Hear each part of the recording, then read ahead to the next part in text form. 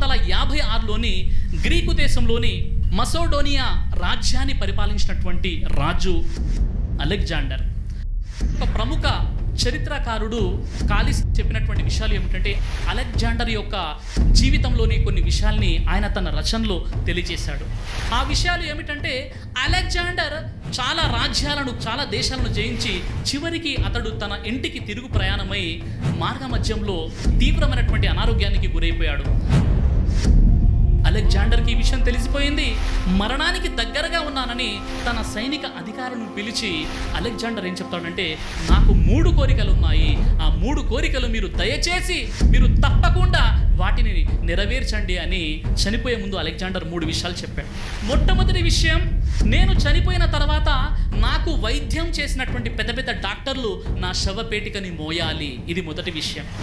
రెండో విషయం ఏంటంటే, నేను చనిపోయిన తర్వాత నా శవపేటికను శ్మశానానికి తీసుకెళ్లే మార్గంలో నేను సంపాదించినటువంటి, నేను కూడబెట్టినటువంటి మణి మాణిక్యాలు, వజ్ర వైఢూర్యాలని పరచండి అని చెప్పాడు. ఇది రెండో విషయం.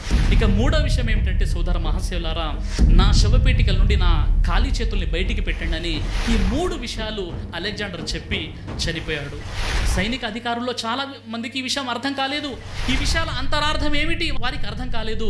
అలెగ్జాండర్కి అతి సన్నిహితుడైనటువంటి ఒక సైనిక అధికారి అలెగ్జాండర్ వద్దకు వెళ్ళి, అయ్యా మీరు ఈ 3 విషయాలు చెప్పారు, వీటి అంతరార్థం ఏంటో తెలియదు, మీరు చెప్పండి అని అలెగ్జాండర్ చనిపోయే ముందు ఒక సైనిక అధికారి ఈ విషయాలను అడగడం జరిగింది. అప్పుడు అలెగ్జాండర్ చెప్పిన విషయం ఏంటంటే, మొట్టమొదటి విషయం, నా శవపేటికను నాకు వైద్యం చేసినటువంటి డాక్టర్లు మాత్రమే మోయాలి. దీని అంతరార్థం ఏమిటంటే, మరణము సంభవించినప్పుడు ఏ డాక్టర్ కూడా మీ పోయే ప్రాణాన్ని తీసుకురాలేడు.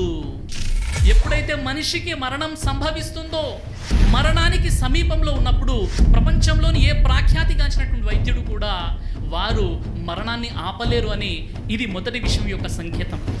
ఇక రెండవ విషయం ఏమిటంటే, నా శవపేటికను శ్మశానానికి తీసుకువెళ్ళేటటువంటి దారిలో నేను సంపాదించిన వజ్ర వైఢూర్యాలు, మణి మాణిక్యాలు పరచండి అని చెప్పారు. దీని అంతరార్థం ఏమిటంటే మిత్రులారా, నేను ఎంతో జయించాను, నేను ఎంతో సంపదను కూడబెట్టాను, వజ్ర వైఢూర్యాలు, మణి మాణిక్యాలు, కానీ వేటిని కూడా, చిల్లి గవ్వను కూడా నేను తీసుకెళ్ళలేకపోతున్నాను. ఈ యొక్క సంపద వెనక నేను మధురమైనటువంటి గొప్ప జీవితాన్ని కోల్పోయాను. మీరు అలా కాకండి అని ఈ రెండో విషయం యొక్క అంతరార్థం. ఇక మూడో విషయం ఏంటంటే, నా శవపేటికలో నా ఖాళీ చేతుల్ని బయటికి పెట్టండి అని చెప్పే ఉద్దేశం, దాని యొక్క అంతరార్థం ఏమిటంటే, నేను పుట్టేటప్పుడు ఖాళీ చేతులతోనే పుట్టాను, వెళ్ళేటప్పుడు కూడా ఖాళీ చేతులతోనే వెళ్తున్నాను. ఈ సందేశం ఆయన మానవాళికి అందజేశాడు అలెగ్జాండర్ ది గ్రేట్. ఒక పెద్ద రాజ్యాలను, దేశాలను జయించినటువంటి వ్యక్తి చివరికి ఏమి తీసుకోలేకుండా తన జీవితం యొక్క చివరి దశలో చెప్పినటువంటి విషయాలు సోదర మహాశయులారా.